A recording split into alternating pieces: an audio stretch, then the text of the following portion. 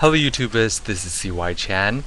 Today I'm going to teach you two basic concepts in Mandarin. And the first is a basic sentence structure I'm going to teach you, and the second is I'm going to teach you how a Chinese word, quote and unquote, is formulated.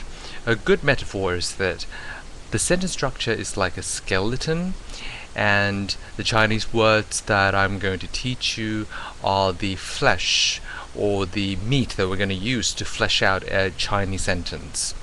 And I have to stress a piece of information that is good news to you all, and that is Chinese grammar is super easy.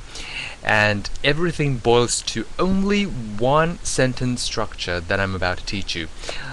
Like I said, the skeleton is very simple and straightforward, and trust me, once you master the structure I'm about to teach you, in future you'll be able to go very far in learning Mandarin.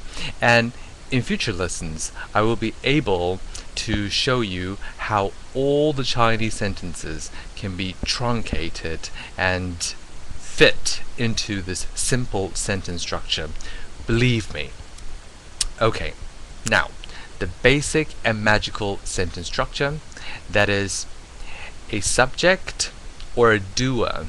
For example, someone or something that does things, followed by a verb or action, and then followed by a recipient of that particular action or verb.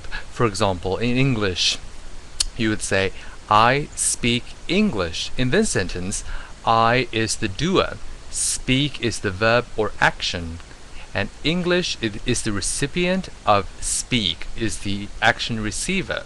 So I speak English is a very basic sentence structure in English. In Spanish we have the same thing too. For example, yo hablo español, and in German, ich spreche Deutsch, and in French, je parle français. So you see, this sentence structure is actually quite universal, and this is the sentence structure I've been referring to, and I can't stress enough how important it is. And now that we have the skeleton, we need some meat to pack on to the skeleton, so to speak, by adding words to the structure. And today I'm going to teach you you, I, he, and so on and so forth. Now let's practice. 我 means I or me. 我 repeat after me. 我 你 it means you. 你 他 it means he or she or it or him or her. 他 and then I'm going to throw in a commonly used verb, that is 喜欢. It means to like. 喜欢 Alright, now we'll be able to make sentences. Just remember the basic sentence structure I just taught you. And how do you say I like you? That's right. 我喜欢你. 我喜欢你. And let's practice more with different kind of pronouns thrown in. How do you say you like her? 你喜欢她. 你喜欢她. Or you can say 他喜欢我. He likes me. 他喜欢我. See? Now, with the verb 喜欢 like constant, and you switch around 我, 你, 他, you'll be able to make up your own sentences. Let's practice again, okay? 我喜欢你. 我喜欢你. 你喜欢他. 你喜欢他. 他喜欢我.他喜欢我. Okay, now moving gently along, I'm going to talk about the second equally important concept, and that is how a Chinese word is formulated. And actually, in Chinese, a square-shaped so-called word should be more accurately called character instead. Most of the Chinese words come in pairs of characters. For example, 喜欢 just now is composed of two Chinese characters and it forms a compound word. So, generally, as I said earlier on, Chinese words consist more than one character to help to specifically indicate a thing or an action. And of course, there are some exceptions, which we will talk about in future lessons. And now you may be confused, which is understandable, but don't give up yet, because once you can master this particular word concept, it'll be extremely easy for you to learn and remember Chinese words. Okay, let me draw a convenient example from English. Say, paper is a very general thing, sort of like a character in Chinese. Paper, okay? Just treat it as a character.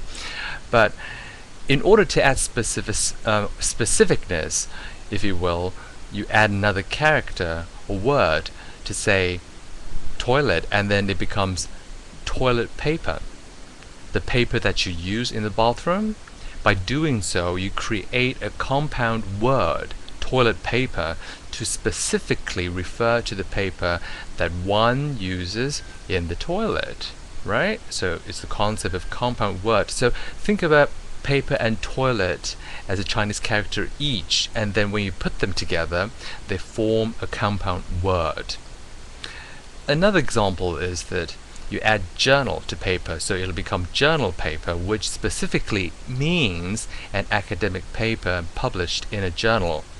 You see, by adding a different word, a component to paper, it turns out to indicate different things, but with more specificness. So again, Chinese words usually come in pairs of characters, as I said earlier on, to jointly and collaboratively and specifically indicate a particular thing or action. Now, examples. 电脑 means computer. 电 means electricity. 脑 means brain. So when you put the two characters together, you get the compound word of 电脑, which means computer, electrical brain. Computer. 电脑. 电脑. And also, whilst we're on the word of electricity, that is 电. 电. Let's try and see if we can learn other words that also includes this particular word. For example, 电影. 电影. It means electrical images, and it means films or movies. 电影. 电影. 电玩. 电玩. One means play or game. So electrical games, electrical plays, it means video games. 电玩. 电玩. 电视. 电视. 视 means vision.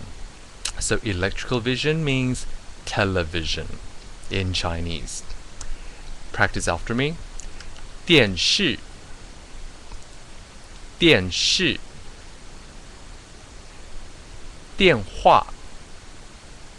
电话. 话 means speech or talk. Electrical speech, electrical talk means telephone. 电话. 电